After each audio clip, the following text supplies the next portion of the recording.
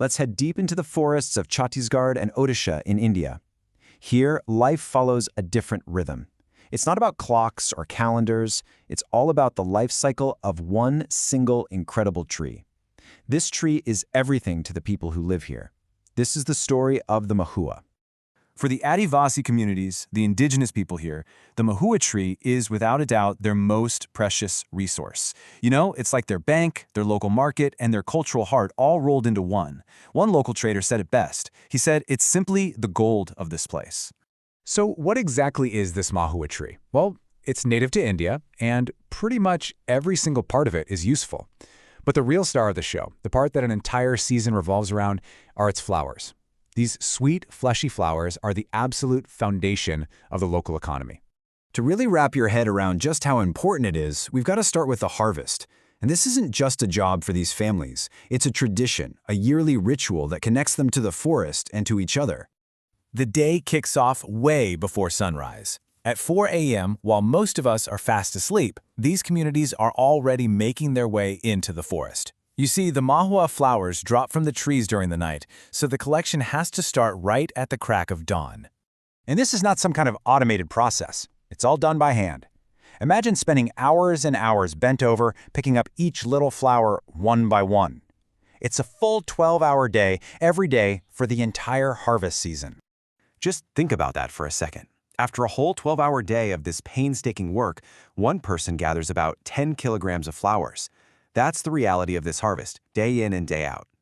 So, how do those 10 kilograms of flowers fuel an entire economy? Well, they're the raw material that a family's income for the whole year depends on. This is where the forest's gold really gets its value. Okay, this is the really crucial part. When the flowers are first picked, they're wet and they sell for a pretty low price, around 20 rupees a kilo. But the real money is in drying them. Once they're dried, their value more than doubles, jumping to around 50 rupees. The sun is basically their most important business partner. But even when the flowers are dry, the market can be a roller coaster. The prices are always changing. A collector might get 40 rupees per kilogram one day, or if they're lucky, maybe it goes up to 55. That might not sound like a huge difference, but for them, it can make or break their entire year's budget. And we're talking about a budget that has to cover everything, not just daily food and groceries. The money from this short harvest season has to pay for their kids' education, all the household bills, and even big life events like weddings. This one harvest is literally the economic engine for the whole community. And that brings us to the biggest challenge of all. This whole system, this entire livelihood they've built, is incredibly fragile. Why? Because it all hangs on something they have absolutely zero control over: the weather. It's the one question that looms over every single harvest. They can put in the 12-hour days, they can be the best negotiators at the market, but none of that matters if an unexpected rainstorm rolls in. The effect is instant, and you can see it with your own eyes. A healthy Mahua flower is this nice, fleshy white color, but if it gets rained on it, it turns black almost immediately. The quality just plummets, and that has a direct and devastating effect on its price. And the financial hit is just brutal. A single night of rain can slash their potential income in half. Those black rain-damaged flowers, they'll only sell for about 20 to 30 rupees a kilo. Their gold literally loses half its value overnight.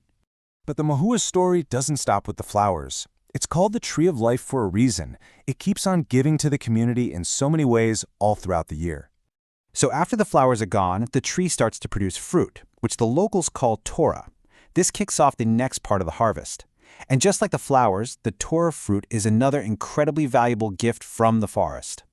I mean, just look at everything this one tree provides. The flowers bring in the main income, and they're also used to make a traditional alcohol. The fruit, the tora, gives them edible parts and a really valuable oil that's used in Ayurvedic medicine. It's really no surprise that people here call the tree of Vardhan a true blessing. So when you add it all up, the flowers, the fruit, the oil, a single family can earn anywhere from 50,000 to 1 lakh rupees during the Mahua season. We're talking somewhere between $600 to $1,200 US, a really significant amount of money that makes those big life goals actually possible. And that's really what it all comes down to, isn't it? A difference in perspective. What most of us might see as just another tree in a forest is for these communities the absolute center of their world. It's their economy, their culture, their past, and and their future, all rooted in one living thing. It really makes you wonder, what other incredible treasures are out there hiding in plain sight, just waiting for us to see their true worth?